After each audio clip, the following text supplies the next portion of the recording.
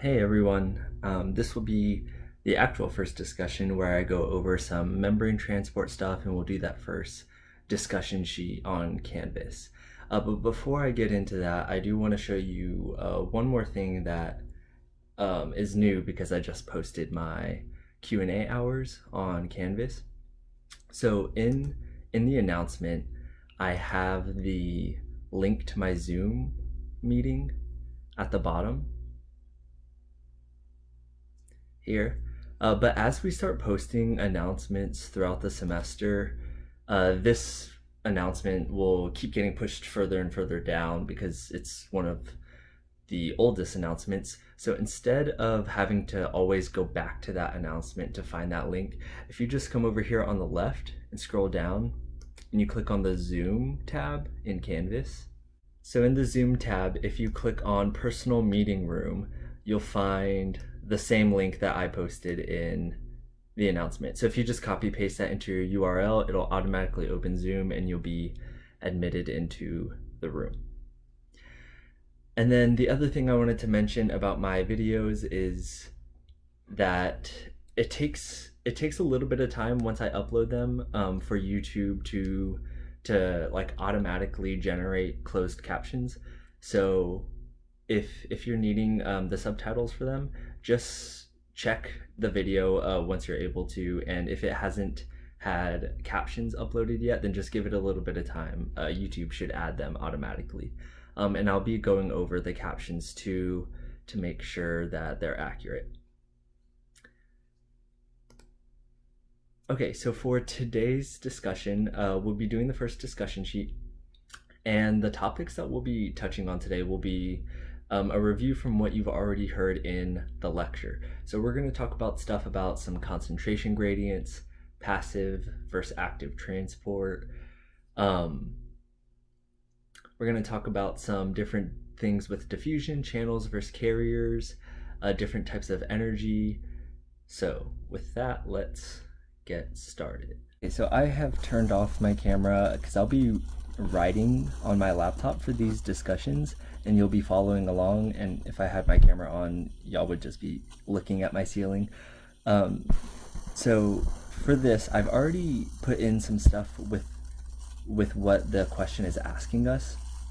So this one is just asking us to label the concentration gradients for each of these molecules. So I've just written them both inside the cell and outside of the cell. So I've labeled here ECF and ICF. And ECF meaning extracellular fluid, ICF meaning intracellular fluid, and we'll just say that this is a muscle cell. The question doesn't specify what kind of cell it is, so we get to choose.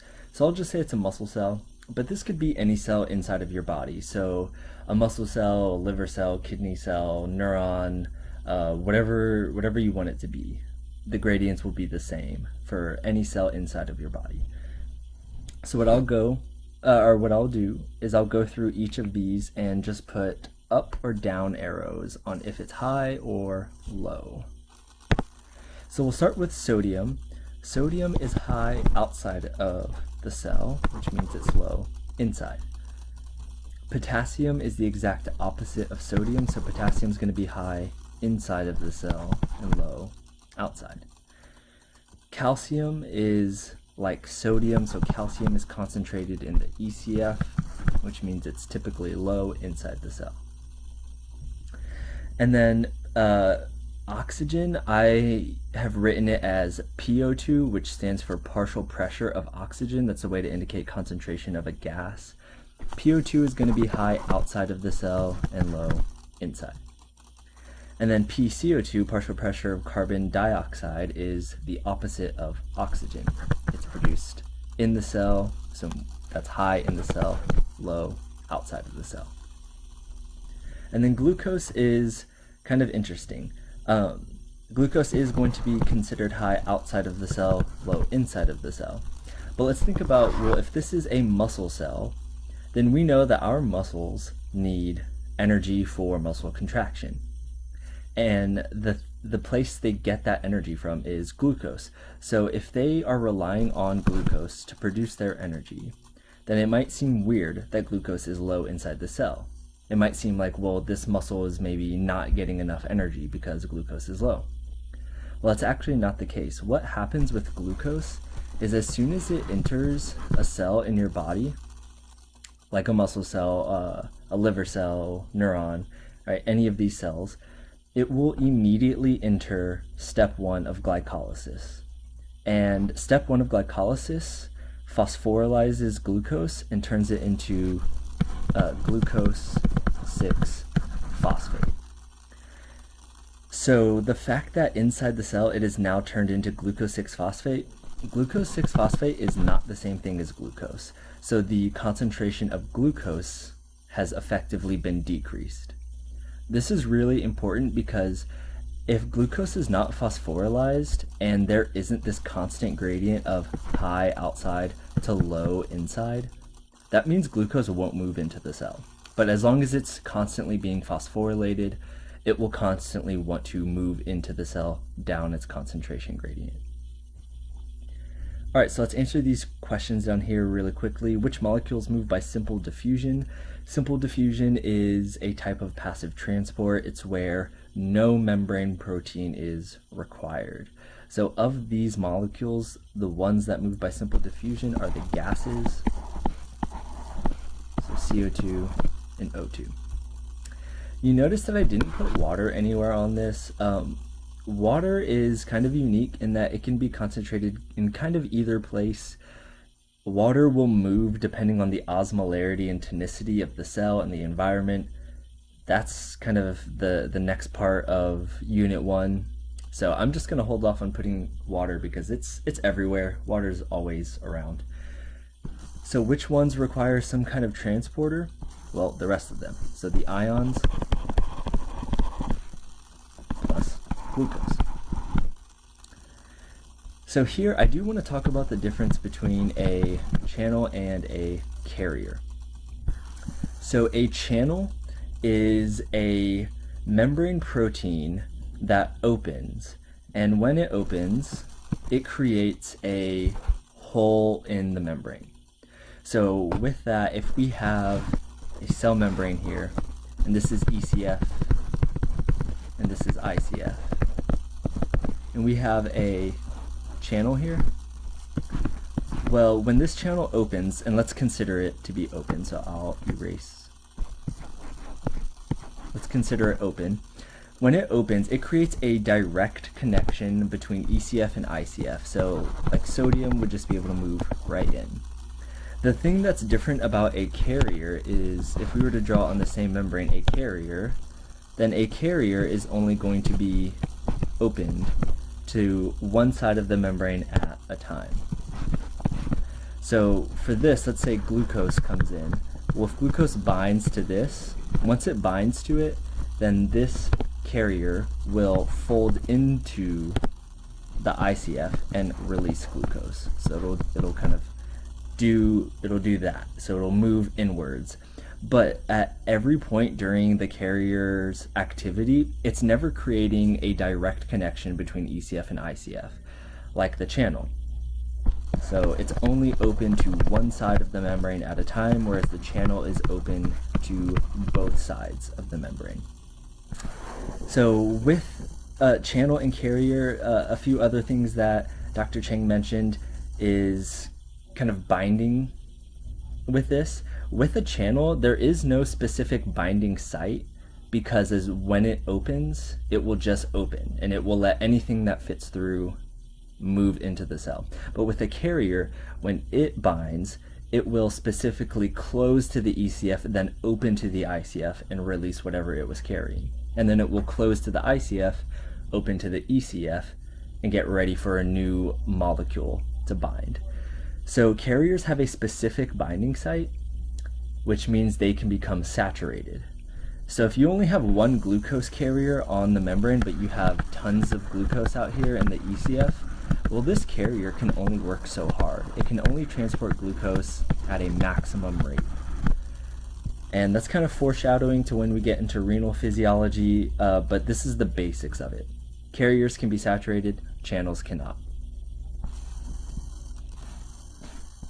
All right, let's go down to number 2 here, and I'll just explain quickly what it's asking us to do. So in column 1, it gives us a molecule and a direction of movement, so either into the cell or out of a cell. So what it wants us to do is in column 2, put how it moves by. So it moves by what type of transport? Is that simple diffusion, facilitated diffusion, active transport, stuff like that. And in column 3, it's going to say, well, why did you choose that that type of movement? Is it because this is a small charged molecule? Is it a large uncharged molecule? What is the polarity? Stuff like that. So let's just start with the first one, sodium from ECF into cells. So if it's ECF into cells, that means it's going down its concentration gradient. We know its concentration gradient because we just looked at it.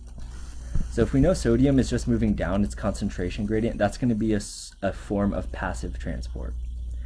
Because sodium is charged, it can't just simple diffuse through the membrane, which means it needs facilitated diffusion in the form of a channel.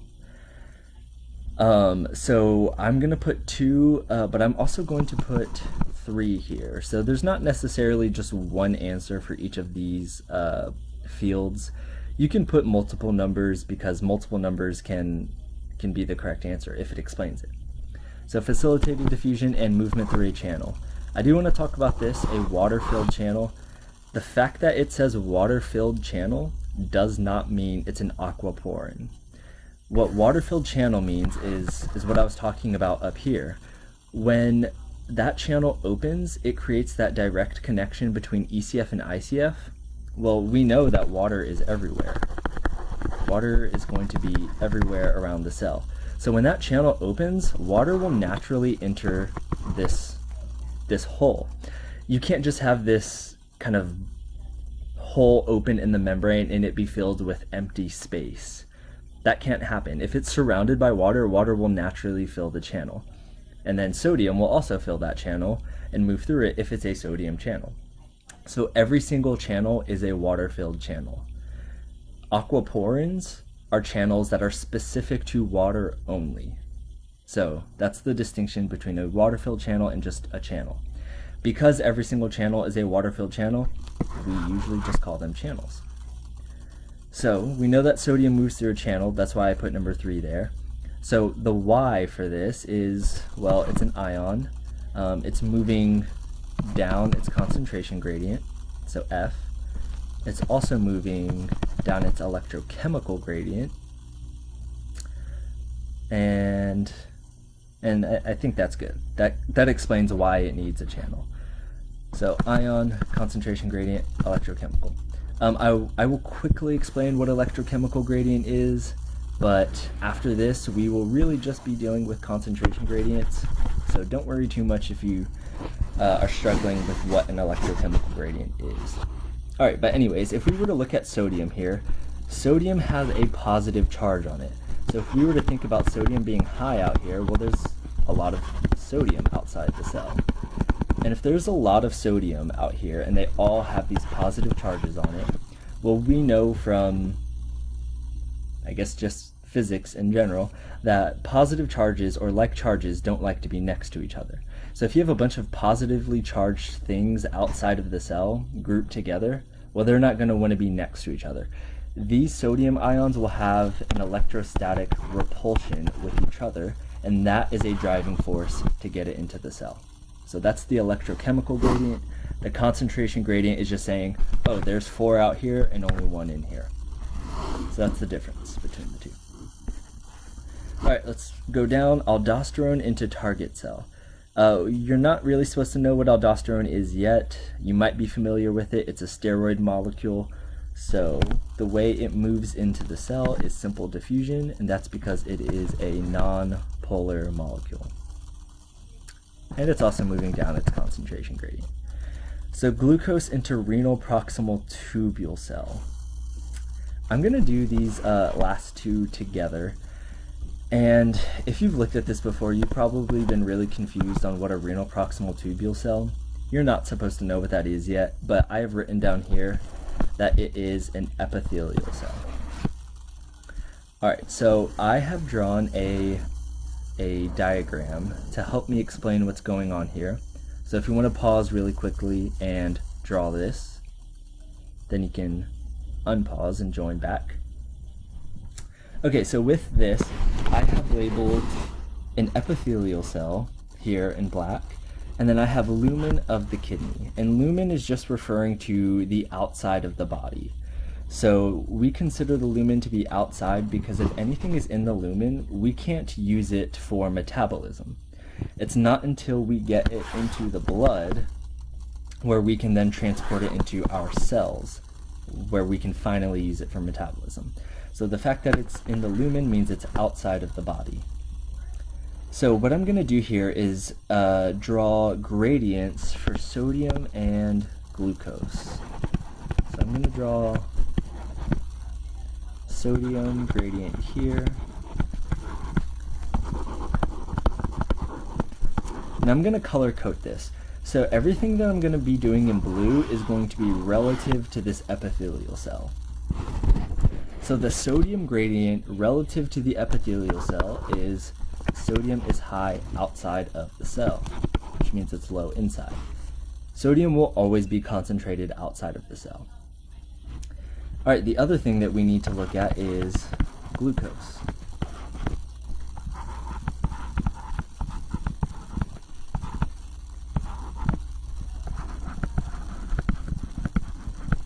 So glucose is unique in that it is concentrated inside of an epithelial cell.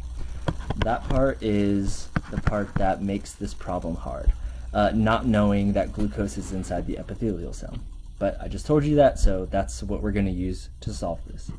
So knowing that glucose is high inside of the cell means it's low outside. It's low in the ECF and it's low in the kidney. And again, this is relative to the epithelial cell. So we're going to put some channels on here in order to get glucose in. We're going to use a sodium channel,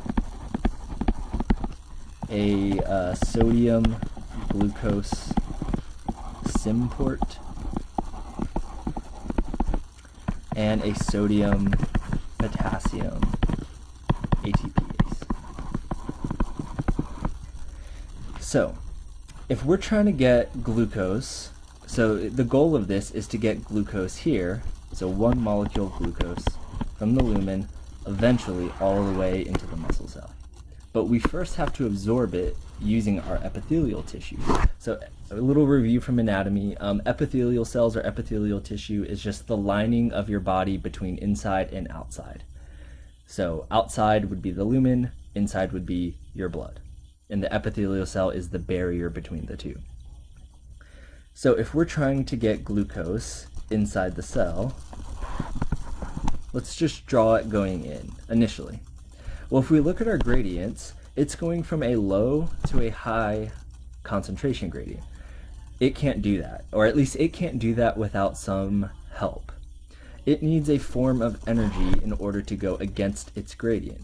Well, if we have sodium out here as well, we can move sodium in at the same time. And if we look at sodium's gradient, it's going from high to low. So it's going down its concentration gradient. The thing that we just placed was the sodium glucose SIM porter. So let's look at what's happening. Sodium is moving down its concentration gradient, which is giving off the energy for glucose to move against its concentration gradient. That is secondary active transport. The fact that it's using sodium, that glucose is using sodium to move against its concentration gradient. There's no ATP involved here, but there is indirectly using ATP at the fact that the sodium gradient was set up by ATP.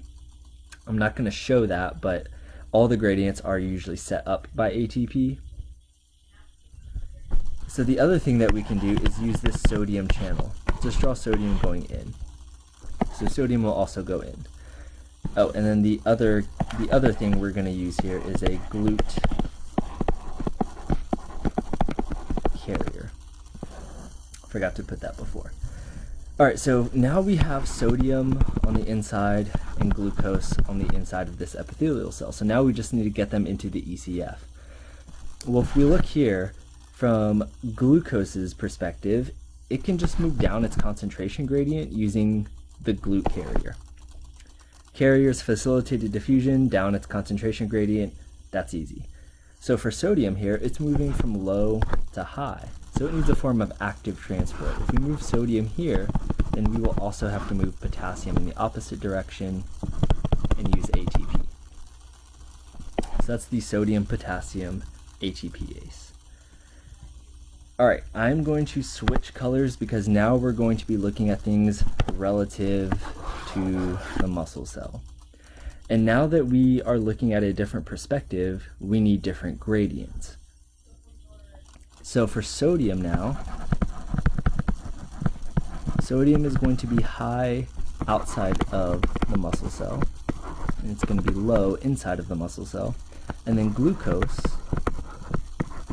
is going to be low inside the muscle cell and high in the blood. So don't really worry about sodium here. The thing that we're mainly wondering is glucose. So I don't want you to get confused between the orange gradient and the blue gradient. This is where it's important to keep a perspective here. The orange gradient is relative to the muscle cell, and the blue gradient was relative to the epithelial cell. So in terms of the muscle cell and glucose, well, we already talked about that up here. So we know that it's going to be phosphorylized as soon as it enters. So if it's going from high to low here, well, that's just going to be a glucose carrier. This is just a GLUT carrier, which is facilitated